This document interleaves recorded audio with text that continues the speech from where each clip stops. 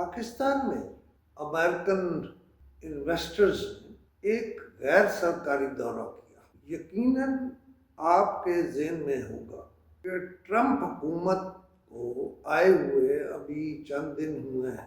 امریکہ خود ایک بہت بڑا ملک ہے اور اس ملک سے اتنی جلدی کسی وفد کا آ جانا یہ بھی ایک حیران کن خبر ہے.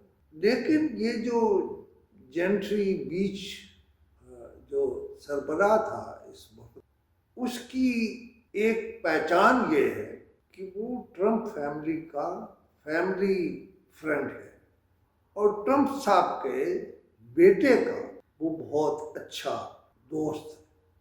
اب سوال یہ ہے کہ یہ موو کیسے ہوئی؟ اچانک امریکہ میں کچھ لوگوں کو کیسے خیال آیا کہ پاکستان جانا چاہیے اور انویسٹمنٹ کے مواقع دیکھنے چاہیے؟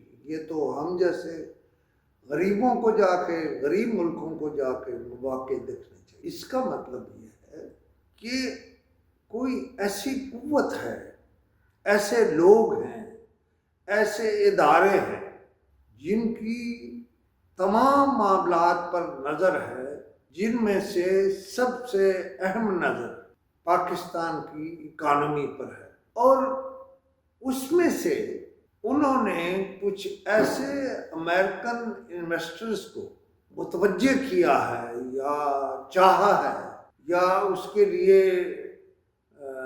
آپ سمجھ لیں ماحول کو سازگار بنایا ہے کہ وہ آئیں اور واپس خواہ ٹرمپ صاحب کو ان کے بیٹے کے ذریعے یہ میسیج دیں. پاکستان بہت سے دوسرے معاملات کے علاوہ پاکستان ہے جغرافیائی طور پر، اور جو کچھ اب تک ٹرمپ صاحب نے کہا ہے، میں اگر اسے بنظر غائب دیکھوں تو میں سمجھتا ہوں امریکنز کو بہت جلد ہماری ضرورت پڑنے والی ہے. اچھا، پاکستان کی طرف جو بھی دیکھے گا، جسے بھی ضرورت پڑے گی، وہ سب سے پہلے اس قوت سے رابطہ کرے گا جو میں نے قوت جان بوجھ کے لفظ کہا ہے، جس میں جان ہوگی. مثلا اگر افغانستان سے امریکن اپنا اسلحہ واپس لے جانا چاہتے ہیں تو وہ ہر حال میں پاکستان سے بات کریں. اگر ٹرمپ لے جانا چاہتا ہے تو وہ ہر حال میں پاکستان کے اداروں کی طرف دیکھے گا. اور دوسرا، میں یہ بھی نہیں کہہ رہا کہ جمہوری حکومت کی طرف کوئی توجہ نہیں کرے گا. اگر جمہوری حکومت نہیں چاہے گی تو پھر کوئی کیسے امریکنز کی مدد کر سکتا ہے؟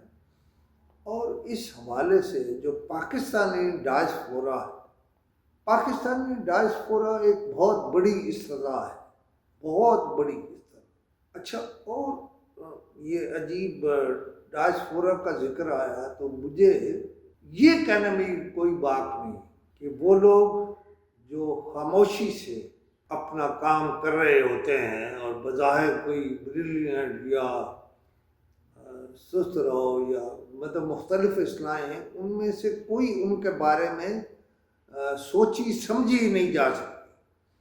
لیکن میں سمجھتا ہوں کہ پاکستانی ڈائسپورا کی کمان کسی نہ کسی طرح ہمارے ایسے اداروں کے پاس ہے کہ اگر وہاں عام دماغ کے لوگ ہوں تو وہ شاید کام نہ کر سکیں. وہاں صرف بریلینٹ لوگ اس ڈائسپورا میں یا اس ڈائسپورا کے لیے کام کر رہے ہیں. اور اتنا کام امریکہ میں ہو چکا تھا کہ جو ہی بائیڈن گئے اور ٹرمپ آئے تو یہ جو جینٹری بیچ ہے، اس کے وفد کی آمد نے ایک پیغام دیا کہ اب معاملات پہلے کی طرح کے نہیں. ایک اور بات آپ کو خطے کے حوالے سے بتا کہ اس سے پہلے یہ سمجھا جا رہا تھا کہ سب کچھ ہی ہم نے چین کو دے دیا یا اپنی لگامیں چین کے ہاتھ میں دے دی. کیا امریکنز جو ہیں ان پہ کوئی قدغن ہے؟ تو پتہ لگا کہ نہیں، قدغن نہیں. اب چین کو بھی سوچنا پڑے گا کہ امریکنز اس انویسٹمنٹ کے لیے پاکستان میں انٹرسٹڈ ہیں، لہذا وہ یہ ضرور سوچیں گے کہ آخر امریکنز کیوں پاکستان آ رہے ہیں؟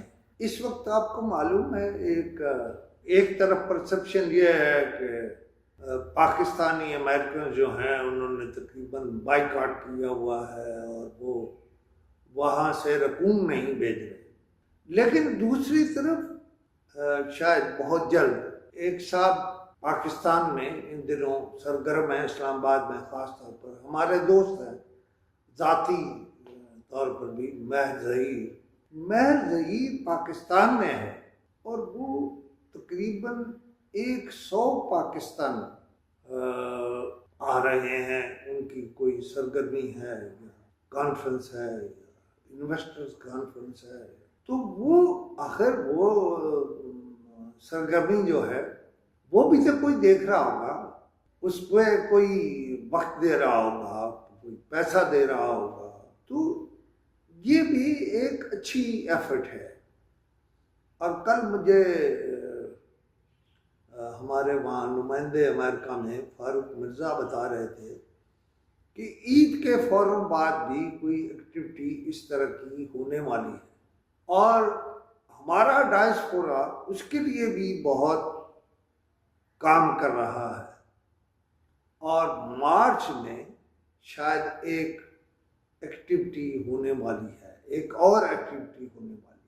لہذا یہ جو ہمارے ہاں منہ ٹیڑھا کر کے انگریزی بولنے والے یا اپنی ذات سے باہر نکل کر اپنے سے بڑی باتیں کرنے والے مختلف چینلز پر جو تھیوریاں پیش کر رہے ہوتے ہیں، میرا خیال ہے ان پر کوئی زیادہ توجہ دینے کی ضرورت نہیں ہے۔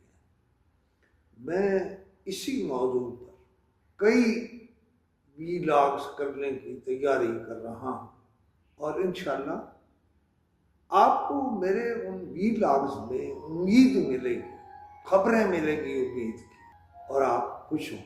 اگر آپ مجھے کچھ معاملات بتانا چاہیں، مجھ سے کچھ چیزیں شیئر کرنا چاہیں، تو اس کے لیے میرا نمبر ہے 0307 5000879۔ خدا حافظ۔